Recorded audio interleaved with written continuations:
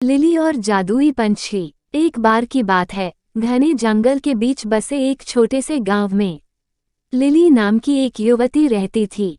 वो अपनी दयालुता और छोटे बड़े सभी प्राणियों के प्रति अपने प्रेम के लिए जानी जाती थी। उसने अपना अधिकांश समय जंगल में भटकने, उसके रहस्यों को जानने और प्रकृति की सुंदरता को निहारने में बिताया।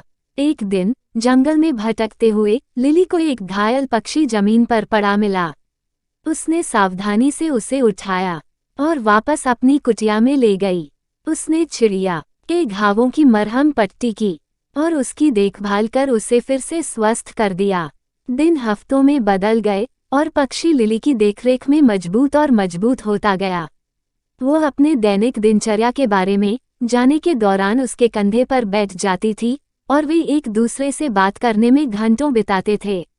एक दिन चिड़िया ने लिली से साफ और स्पष्ट आवाज में बात की। मेरी जान बचाने के लिए धन्यवाद, इसने कहा। मैं सिर्फ कोई पक्षी नहीं हूँ, मैं एक जादुई पक्षी हूँ। मेरे पास आपको 3 इच्छाएं देने की शक्ति है। उनका बुद्धिमानी से उपयोग करें, क्योंकि एक बार उनका उपयोग किया जाता है तो उन्हें वापस नहीं लाया जा सकता है। लिली चकित और प्रसन्न थी। उसने लंबे समय तक और कठिन सोचा कि उसे क्या चाहिए। अंत में उसने अपनी पहली इच्छा की। मैं अपने गांव के लिए भरपूर फसल की कामना करती हूँ, ताकि कोई भी भूखा न रहे।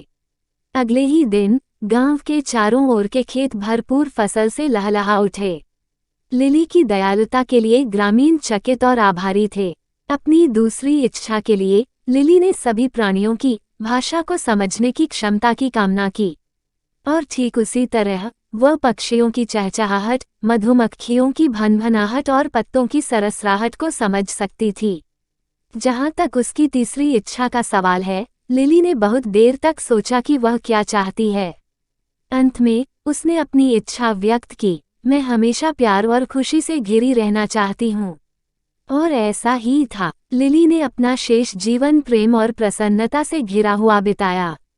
उसने जंगल का पता लगाना और जरूरतमंद लोगों की मदद करना जारी रखा। और यद्यपि उसने कभी कोई दूसरी इच्छा नहीं की, वह जानती थी कि जादुई चिड़िया हमेशा उस पर नजर रख रही थी, उसकी इच्छाओं को पूरा करने के लिए तैयार थी, अगर उसे उनकी आवश्यकता थी। दोस्तों, उम्मीद करती हूँ आपको हमारी कहानी पसंद आई होगी। कहानी पसंद आई है तो वीडियो को लाइक करें, चैनल पर नए हैं तो चैनल को सब्सक्राइब करें और हाँ, नोटिफिकेशन बेल को जरूर दबाएं ताकि अगली अपडेट सबसे पहले आपको मिले।